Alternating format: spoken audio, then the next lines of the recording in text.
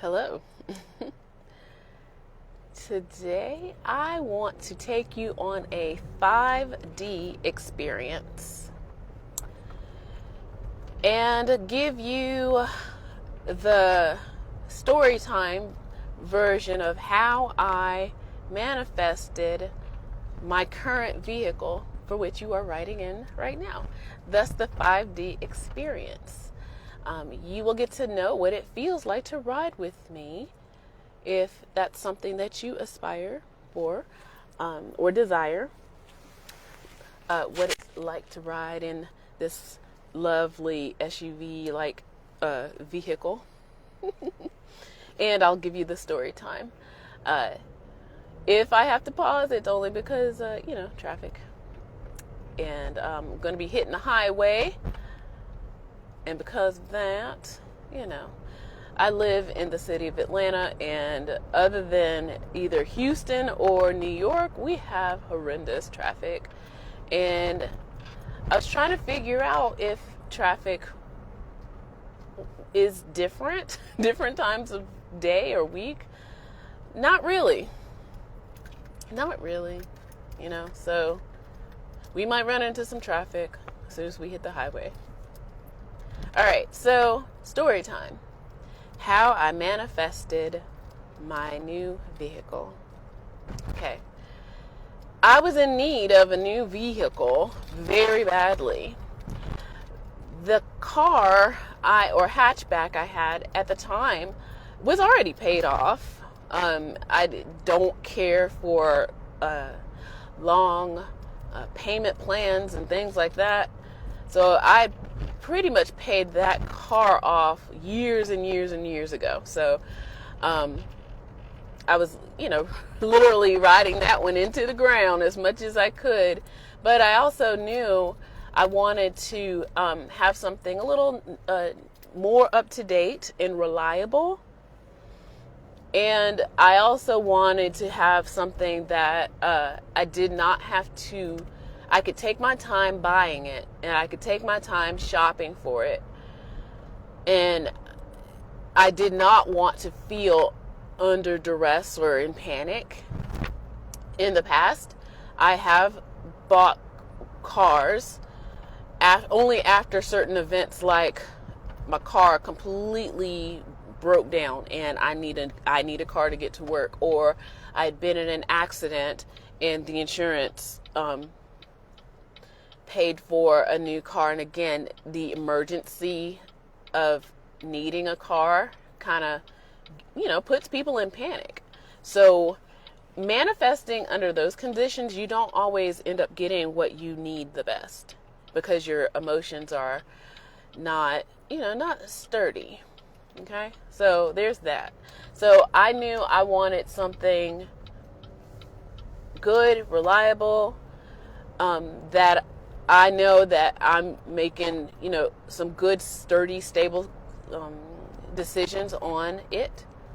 And so at the same time, there was a worry and concern about the money and where it's going to come from. But something happened where I was opened up to an idea that this could happen. And I will just say this: checking out my credit. My credit was not that great. I'm just gonna admit it. It was not that great, and again, financially, when you work a lot and I don't know. I guess when you are working paycheck to paycheck basically, and you're thinking about your bills all the time, and sometimes you forget to pay a bill, or sometimes you're just like, oh no, so the bills. But like I said, something happened to where all that changed, and it kind of was like a lightning force to me, and it kind of really stirred me up, and it made me act.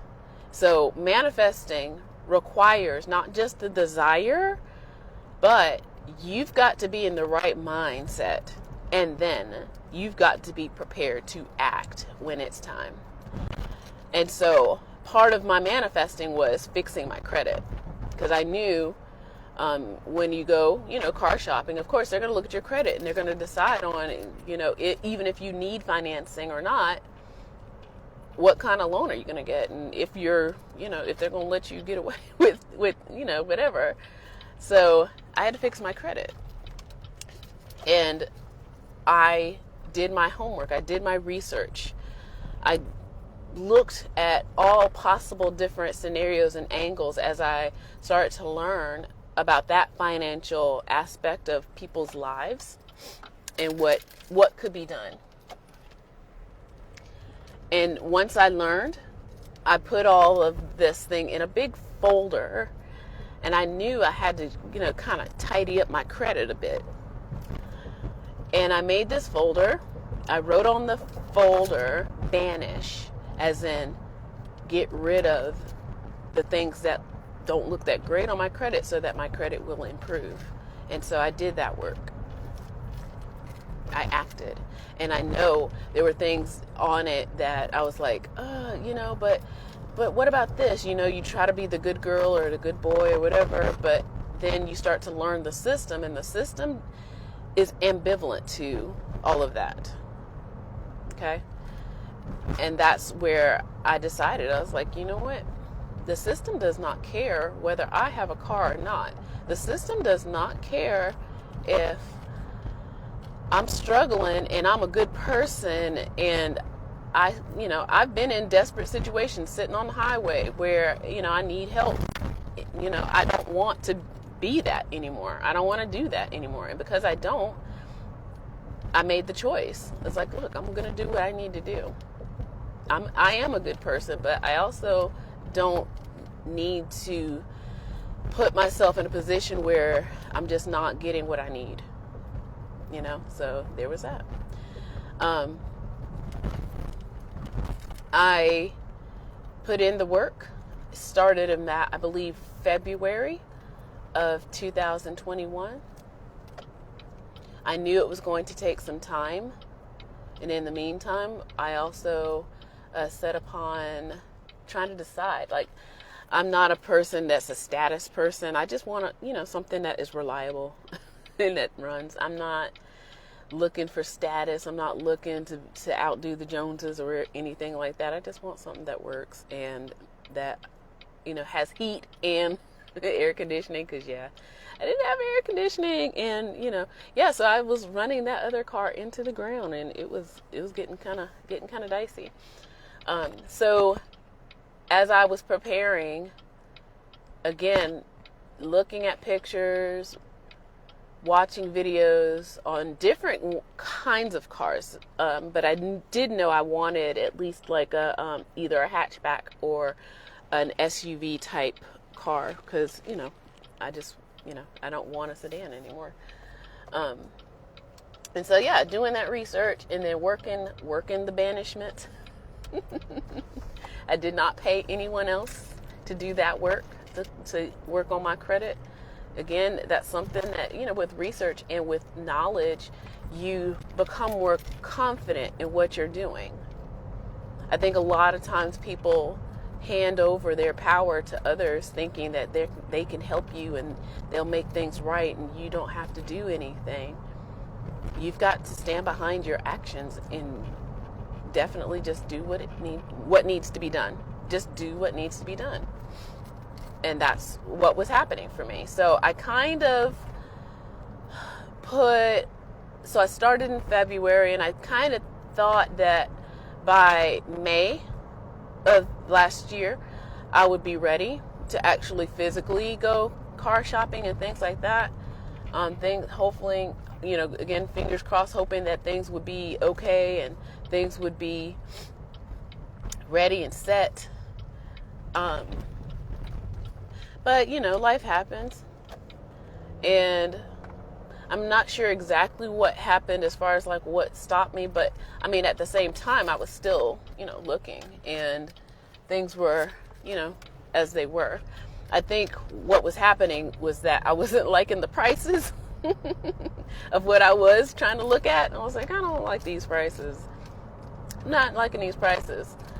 And maybe that was part of it. So I just kept a lookout, kept looking. And it wasn't until about July, and I think it was that 4th of July weekend, that I think I started seeing things that looked like, oh, okay, maybe I want this. This looks good. Mileages, like, so I was looking at things like the mileage and the price and the age. So I was trying to make those kind of comparisons. So I'm hitting the highway now. And so, yeah, so that's kind of what I was looking at. So a lot of those things just weren't looking good for me for what I wanted. And so I guess I kind of had to wait. But May was that deadline for myself that I was like, okay, things should be looking good by May, right? And, you know, in my banishment. And so, yeah.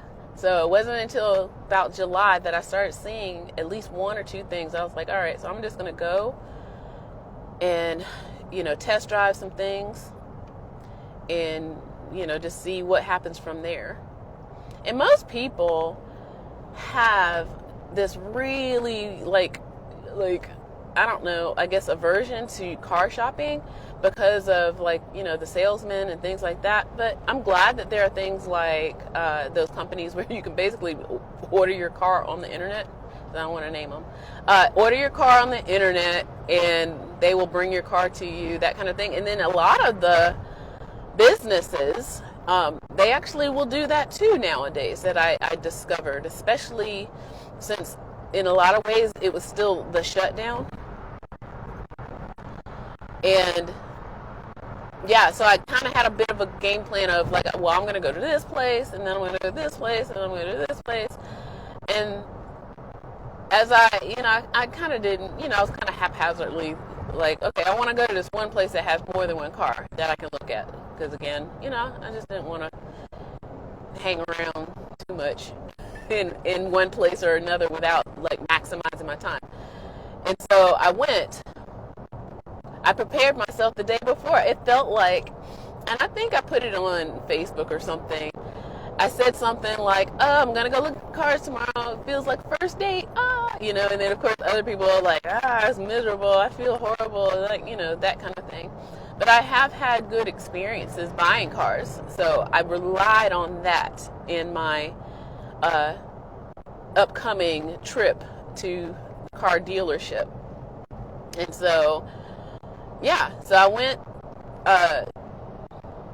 almost like I was like, this is going to be like a wonderful little staycation kind of thing, because it was not in the city limits.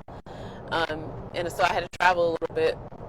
And I went down to the place, and I knew what I wanted to look at. And it was like, ooh, price is looking good, mileage looking good, the age of the car looking good, you know, all those things.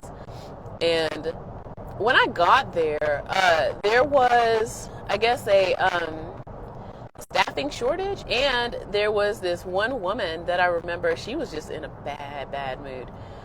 And it was like, you know how you can tell somebody's vibe is just so off that it's just like, it's sticky and you don't want to be around them? Like, that was her. Even though she didn't say anything to me when I walked in, I was just kind of like in like, oh, la la, you know, I was in my kind of like fairyland giddiness mindset a little bit. I was like, oh, I'm just coming to look at stuff and, you know, whatever, you know, that kind of thing. But she was just like, oh my goodness, she was one of the, I hate profiling people, but I think she was like a mother, and she's got this husband, like she's like threatening to call her husband kind of, you know, thing, you know, those kind of ladies, you know. So yeah, she just had bad, nasty energy, and she was waiting around because there was nobody helping her or whatever, and it was a situation. But anyway, so I ended up getting somebody who I found out through the conversation of that interaction, that was like his second or third day at work. And super young. Like, I think he literally came out of college, because this was in July by then.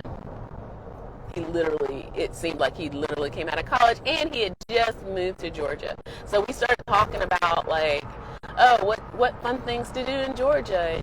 And me being a second grade teacher, I know all about Georgia because that's one of the things we have to cover in second grade. So I talked about the region, like, oh, you can go to the mountains, you can go to the swamp, you can go to the beaches, you can go to the islands. There's all kinds of things. So we just had to, started up a rapport. And yeah, so it just ended up being like a really fun kind of exchange. And so I finally got a chance to, I guess, test drive the car, the vehicle, the number one that I was looking at. I was, as I was looking in the lot too, I was like, oh, well, I didn't see this one. Of course, sometimes they have cars that don't make it to the website. And so I was also peeping that out too. But anyway, the one that I did test drive, by the time I got into the car and started test driving, I already knew. I was like, yep, this is it. And like I said, the pricing was great. I had actually even no plans to use my current car as a trade-in. I had other plans for it. So I just wanted to go ahead and just get, financing and all that other stuff, just make it as quick and easy as possible. Because sometimes they'll look at your car and they'll undervalue your car, but then they'll upstairs sell your car. So yeah, so I already knew that. And because I've already been in a situation where there are other things I could do with my car. So we went to get the paperwork, started getting it going, hot and popping. Again, it felt fun. It felt like, again, like this first date. So I got to know the guy. And like I said, gave him some advice on, being in Atlanta and not Atlanta. Well, I'm trying to remember if he actually said, yes, he actually lives in the city of Atlanta, but even though we were all out of town at this car dealership, like, I don't know, 20, 30 miles outside of the city at the car dealership. And just giving him information on like what to do, the fun things around town that are not the typical tourist things. And it was fun. It was wonderful. And so I guess as they were trying to finalize a lot of my financing, which I went through my bank and not their bank again, things to consider when you are working that out, get better deals. Okay, do your homework. Then that one last, as they say, the final boss, the final upsell was in the warranty. Again, so the young guy kind of handed me off to the other guy, the final boss, and the final boss is trying to sell me on, warranty. And I was like, no thanks. That's okay. Because that was like a lot of extra money. And he was like, well, he really tried to pull the scare tactic. Like, oh, it would be such a shame if you left here and you have this major accident or you have all this car trouble and you don't have, you'd have to pay all these hundreds of thousands of dollars and stuff. I'm like, okay, hey, it is what it is, so I made it through the final boss. And he was like, okay. So I guess it didn't work. So it didn't work because I didn't sign up for it. So got the car. Actually, they drove it to me because I still had my other car. I didn't want my other car to be the trade-in because, again, they try to, I don't know what's going on here in Atlanta. See, as we say, the traffic is looking, I don't know what's happening here. It's looking not so great. Interesting. But,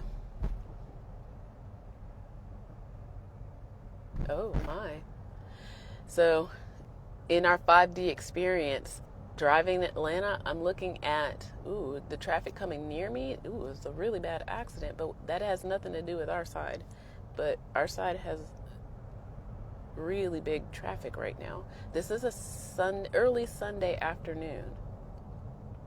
So, like I said, hey, this is how it is when you're driving around in the city. And, so I bought the car. I'm trying to remember what day of the week it was. I want to say it was a Saturday or a Sunday. I think it was a Sunday. And then by Monday, I had the car. They drove it to me. They dropped it off. And I was like, thanks. And there you go. And yeah.